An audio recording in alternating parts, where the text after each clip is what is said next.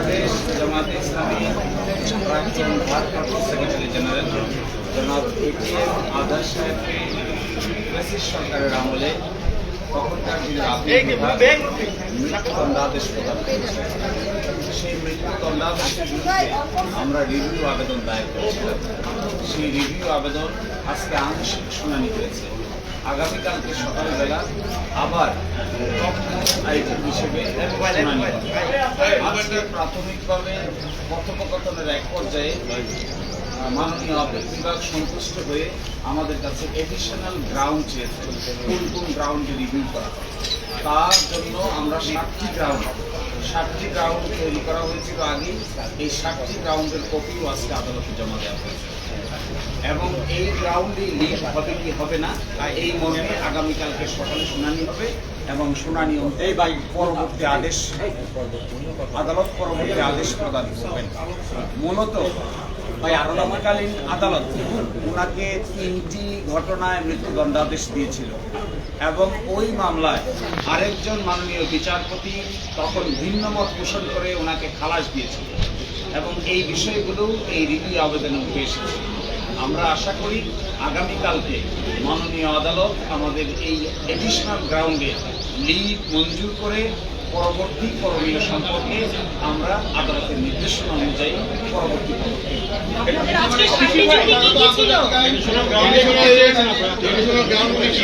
যেখানে মূল প্রশ্ন রয়েছে যে কাস্টমারি ইন্টারন্যাশনাল ল বা প্রথাগত আন্তর্জাতিক আইন বাংলাদেশের যুদ্ধ অপরাধ ট্রাইব্যুনালের ক্ষেত্রে প্রযোজ্য হবে না মর্মে অতীতের আদালত বলেছেন। এটাই আজকে রিভিউ হচ্ছে যে এই যে আন্তর্জাতিক আদালতের আইন এখানে প্রযোজ্য হবে না এই কথা বলে যে রায় দেওয়া হয়েছে শুধু জনাব এটিএম আজহারের ক্ষেত্রে নয়, জনাব কাদের মোল্লা সহ জনাব মতিউর রহমান নিজামী, জনাব কামরুজ্জামান এবং অন্যান্য আলী হাসান মোহাম্মদ মুজাহিদ, জনাব মীর কাসিম আলী সকলের ক্ষেত্রেই এই যে আন্তর্জাতিক আইনের প্রথাগত বিধান প্রযোজ্য নয় মতে রায় দিয়েছে। তবে আজকে যে রিভিউ কমিশনের আলোচনা উঠেছে সেখানে উঠেছে অতীতের সবগুলো রায় এই যে একটি ফাইন্ডিং তারা দিল এবং এই মানুষগুলোকে মৃত্যুদণ্ড দিয়ে এক্সিকিউট করা হলো।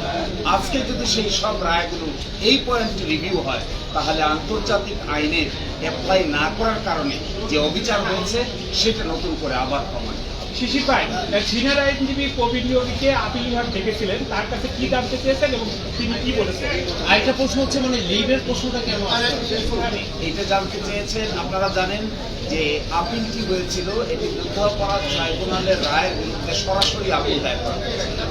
ওই আপিলটি খারিজ করে মৃত্যুদণ্ডাদেশ বহাল রাখা হয়েছে।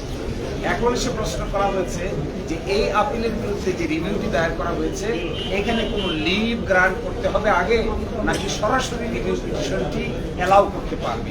এই প্রশ্নে সিনিয়র আইনজীবী জনাব প্রবীণ নিয়োগীর মতামত দিয়েছেন। জনাব প্রবীণ নিয়োগী বলেছেন যে লিভ গ্রান্ট করার অতীতের অভিজ্ঞতা আছে। এটিকে বিবেচনা করে আজকে আমরা আরো কিছু আইন কানুন দেখার চেষ্টা করব যে লিভ গ্রান্ট না করেও সরাসরি রিভিউ পিটিশন মঞ্জুর করা যায় কি না। আগামীকালকে সকালে এই আইনের বিধানগুলো মাননীয় আদালতের সামনে উপযুক্ত পন্থায় দায়ের করা হবে।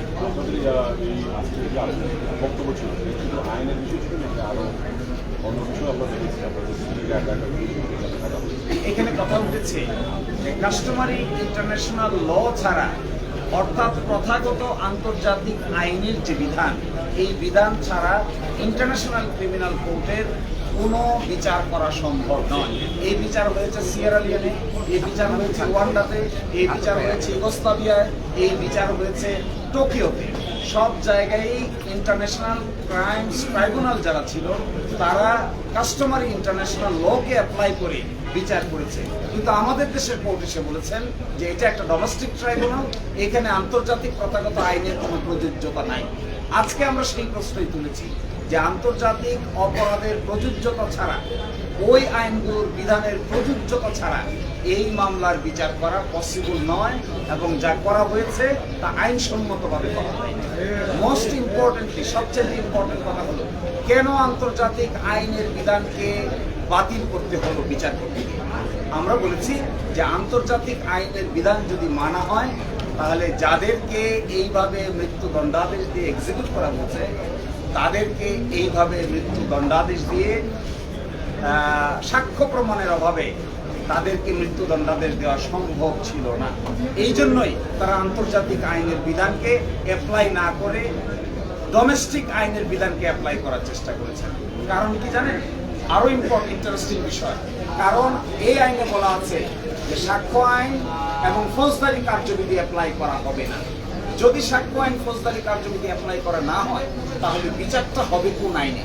সেই ক্ষেত্রে আমরা বলেছিলাম customary international law will be applicable, কারণ এই ট্রাইব্যুনালের নাম the international crimes tribunal act, এবং সেটিকে ফলো না করার কারণে আজকে এই সময় এসে প্রশ্ন উত্থাপন হয়েছে কাদের মোল্লা থেকে শুরু করে সকলকেই যেভাবে বিচারের কাঠগড়ায় দাঁড় করিয়ে মৃত্যুদণ্ডাদেশ দেওয়া হয়েছে, এগুলো কাস্টমারি ইন্টারন্যাশনাল ল অনুযায়ী করা হয়েছে কি হয় নাই, এটাই আজকের বিবেচনা। ফলে জনাব এটিএম আজাদ সাহেবের বিচার হচ্ছে এই কথা ঠিক, রিভিউ পিটিশন হচ্ছে এই কথা ঠিক, কিন্তু প্রশ্ন উঠেছে সকল বিচার ব্যবস্থা, প্রশ্ন উঠেছে সকলের দ্বন্দ্বাদেশ। জানতে চাই আপনারা আজকে এসেছেন থেকে কোর্টের উপর চাপ প্রয়োগ করেন, আপনাদের অনেক কর্মসূচি ছিল আজকে ঘিরে। ধন্যবাদ। না, প্রয়োগের কোনো প্রশ্নই ওঠে না। কোর্টের উপরে চাপ প্রয়োগের কোনো প্রশ্নই ওঠে না। আদালতের প্রতি সবসময় শ্রদ্ধাশীল, আমরা ন্যায় বিচারের প্রত্যাশী। আর এটা যেহেতু একটা সাবজুডিস ম্যাটার, আমাদের সিনিয়র লয়ার লিগাল পরিষ্কার করে গণমাধ্যমের সামনে ব্যক্ত করেছেন। আমরা ন্যায় বিচারের জন্য অপেক্ষা করছি। আমরা আদালতে এসেছিলাম শুনানি